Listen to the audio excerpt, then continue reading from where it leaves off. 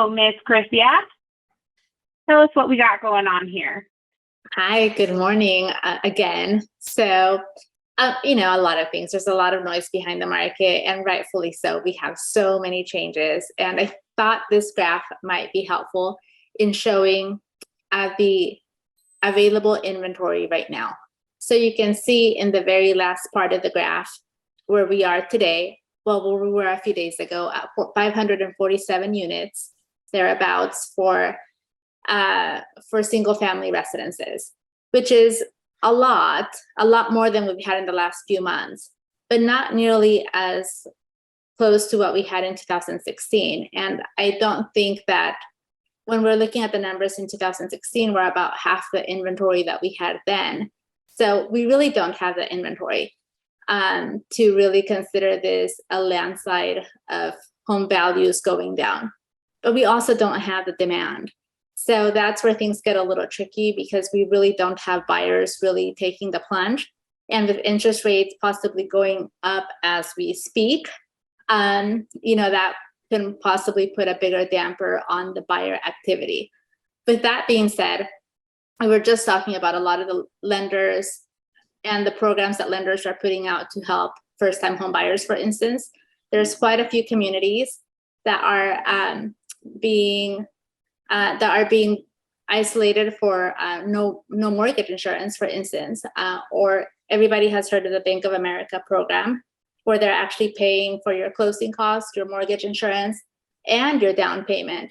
So those are for first-time home buyers. We also see lenders that are doing programs for investors, like a 2-1 rate buy down, which is one that I emailed last week about.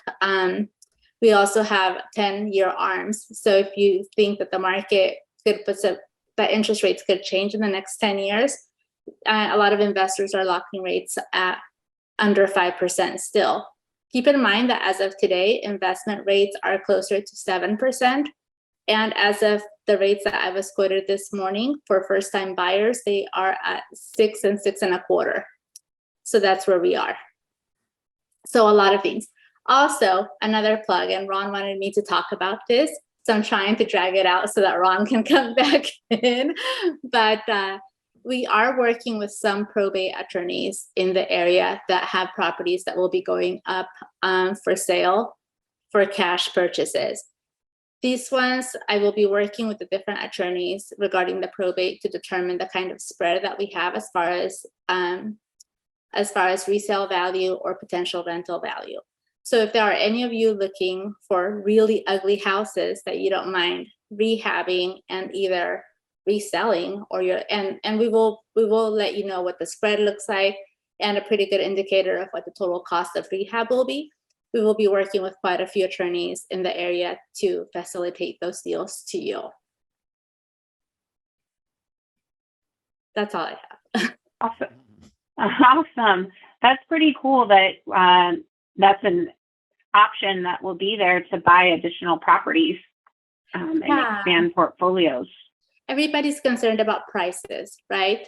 But rentals, and I know we will be covering the rental part later, but rentals are still holding steady. And so if we have opportunities for some of our investors to go in and purchase a property, and after the rehab is done, have spent a total of, say, $400 compared to what we're getting back in rents, that could still be a pretty nice upside.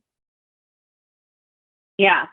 And I'm actually going to be talking about that. So it'll be a nice tie-in how that works together. So thanks, Christia, for that. Now, Tyler, we are going to take you to your slides. Perfect.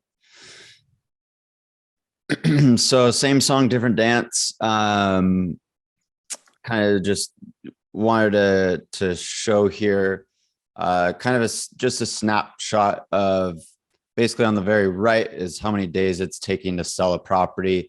On the very left, that's where you see the price range. So anything below 750,000 here in Orange County takes about 43 days. This was as the beginning of the month, so September 1st, so about 3 weeks ago.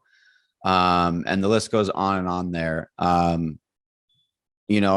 think one of the biggest things that that Chrissia and I, and, you know, even just homeowners in general, whether you're selling or buying or doing nothing at this point, is the notion that the market slowed down and kind of dropped off.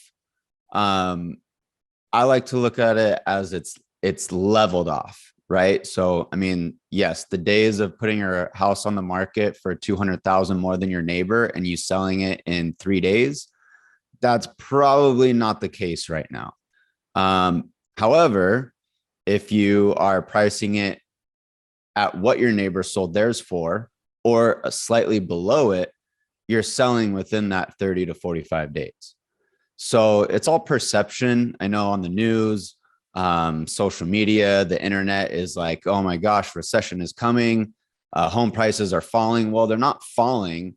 What had happened was everyone got greedy and gun happy of putting their house up for sale or up for rent way more than their neighbor.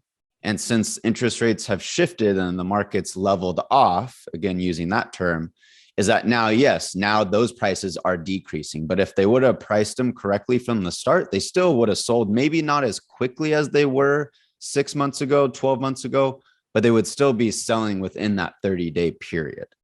So I just want to put that out there that, you know, from my perspective is that it's not that home prices are falling, it's because they were overpriced to begin with. So if they were priced correctly, they would have sold in that 30 days. But still, you see here on the graph, I mean, even anything under 1.5 million, you're still selling within 2 months. So we're still in that kind of slight seller's market, moving more towards a more balanced market at this point. And, you know, we'll just have to kind of wait and see what the Feds do with rates and all of that. But overall, still a strong market. All right, great. Thank you. Ron, did you have anything to add? No, I don't think so at this time. All right.